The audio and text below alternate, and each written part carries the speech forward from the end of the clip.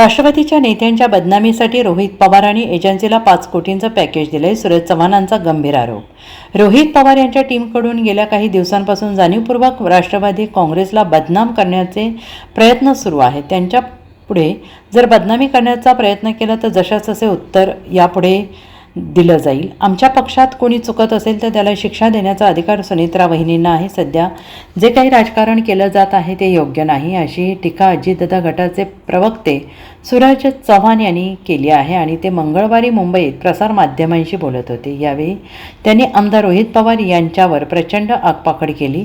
गेल्या काही दिवसांपासून राष्ट्रवादी काँग्रेस पक्ष आणि नेत्यांना बदनाम करण्यासाठी तुतारी गटाकडून सातत्यानं प्रयत्न केले जात आहेत. तुतारी गटाचं जेवढं स्वतःच्या पक्षावर लक्ष नाही तेवढं लक्ष आमच्या पक्षावर आहे.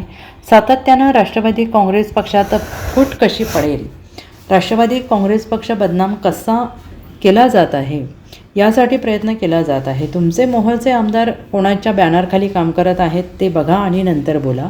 आम्हाला माहिती मिळाली की रोहितदादा पवार यांनी राष्ट्रवादी काँग्रेसला बदनाम करण्यासाठी आणि फूट पाडण्यासाठी एका एजन्सीला 5 कोटी रुपयांचं पॅकेज दिलं आहे. पक्षाच्या पदाधिकाऱ्यांना खोटे आरोप करण्यासाठी नेमणुका केल्या आहेत. हे पदाधिकारी सातत्यानं राष्ट्रवादी काँग्रेसला बदनाम करण्याचे आणि फूट पाडण्यासाठी काम करत असल्याचा आरोप सुरेश चव्हाण यांनी केला आहे. आणि त्यांच्याच एका प्रवक्त्याने पत्रकार परिषद घेऊन अशी बातमी सोडली की राष्ट्रवादी काँग्रेसच्या संविधानातून काही फ्रंटल वगळण्यात आले. त्यामध्ये ओबीसी, सामाजिक इतर सेलचा समावेश असेल. प्रसारमाध्यमांना अर्धवट माहिती देण्यात आली. राष्ट्रवादी काँग्रेसची जी घटना आहे त्यामध्ये पक्ष स्थापन झाल्यापासून फ्रंटलचे 5 विभाग आहेत आणि सेल आपल्याला वाढवता येतात. फ्रंटलमध्ये एक येते फादर बॉडी, महिला काँग्रेस, युवकची बॉडी, विद्यार्थी, सेवादल हे फ्रंटलचे भाग आहेत. हाच कागद दाखवून महाराष्ट्राची दिशाभूल करण्यात आली. त्यांनी असं सांगितलं की सेवादल, अल्पसंख्याक, ओबीसी सेल, सामाजिक न्याय हे सेल फ्रंटलमधून वगळण्यात आले आणि हे सगळे घटक फ्रंटल सेलचा भाग कधीच नव्हते असं सुरेश चव्हाण यांनी स्पष्ट केलं आहे. गेल्या काही दिवसापासून राष्ट्रवादी काँग्रेस पक्ष आणि राष्ट्रवादी काँग्रेस पक्षातील नेत्याला बदनाम करण्यासाठी तुतारी गटाकडनं सातत्यानं प्रयत्न केला जातोय. तुतारी गटाचं जेवढं स्वतःच्या पक्षावर लक्ष नाही तेवढं लक्ष हे आमच्या पक्षावरती आणि आमच्या पक्षातल्या नेत्यावरती आहे. सातत्यानं राष्ट्रवादी काँग्रेस पक्षामध्ये फूट कशी पडेल, राष्ट्रवादी काँग्रेस पक्ष बदनाम कसा होईल यासाठी प्रयत्न त्या ठिकाणी केला जातोय. आम्हाला एक माहिती अशी भेटलेली आहे की रोहित दादा पवार यांनी राष्ट्रवादी काँग्रेस पक्षात फूट पडण्यासाठी राष्ट्रवादी काँग्रेस पक्षाचे नेते बदनाम करण्यासाठी 5 कोटी रुपयाचं पॅकेज हे एका एजन्सीला दिलेलं आहे. पक्षातील पदाधिकाऱ्याला पगार देऊन त्या ठिकाणी राष्ट्रवादी काँग्रेस पक्षावरती खोटा आरोप करण्यासाठी त्यांनी त्या ठिकाणी नेमणुका केलेल्या आहेत. त्यांच्या पक्षाचे पदाधिकारी सातत्यानं राष्ट्रवादी काँग्रेस पक्षाला बदनाम करण्याचं काम हे त्या ठिकाणी करत आहेत. राष्ट्रवादीमध्ये कशी फूट पडेल, राष्ट्रवादीमध्ये कसे भांडणं लागतील यासाठी सातत्यानं प्रयत्न केला जातोय.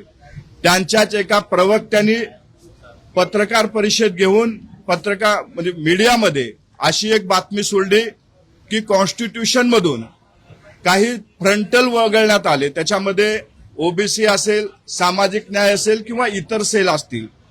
अर्धवट माहिती त्यांनी त्या ठिकाणी माध्यमाला त्या ठिकाणी दिलेली आहे. मी आपल्याला आज एक कागद दाखवणार आहे. ज्या पक्षाची जी घटना आहे त्या घटनेमध्ये आज नाही, पक्ष स्थापन झाल्यापासून फ्रंटलचे 5 विभाग आहेत आणि सेल आपल्याला तसे वाढवता येत आहेत. फ्रंटलमध्ये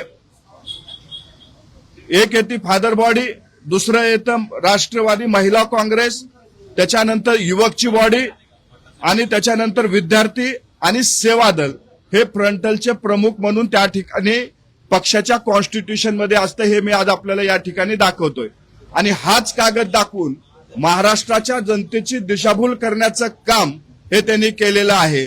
त्यांनी असं सांगण्यात आलं की सेवादल, ओबीसी सेल, सामाजिक न्याय, अल्पसंख्याक हे सेल फ्रंटल मधून वगळण्यात आलेले आहेत.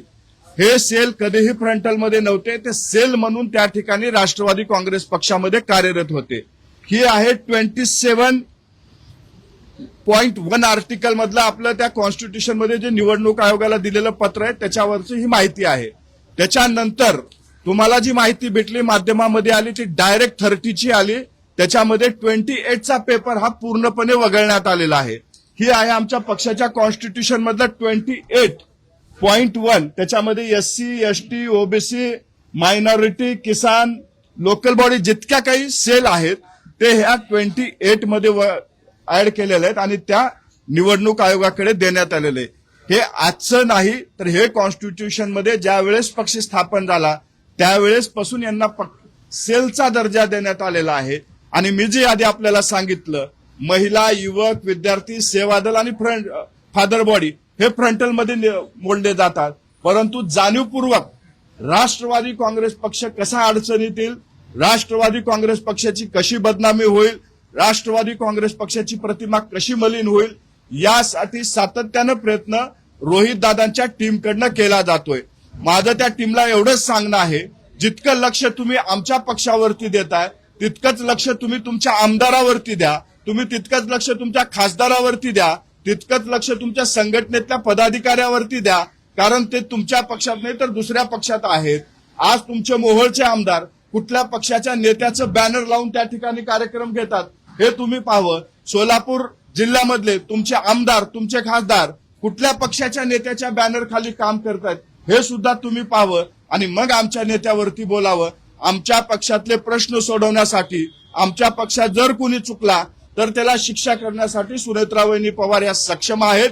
कुणी आमच्या पक्षामध्ये लुडबुड करू नये एवढीच विनंती आज आपल्या माध्यमातून आज आम्ही करतोय. ह्याच्या पुढे जर राष्ट्रवादी काँग्रेस पक्षावरती टीका टिप्पणी केली तर जशास तसं उत्तर आमच्याकडनं दिलं जाईल.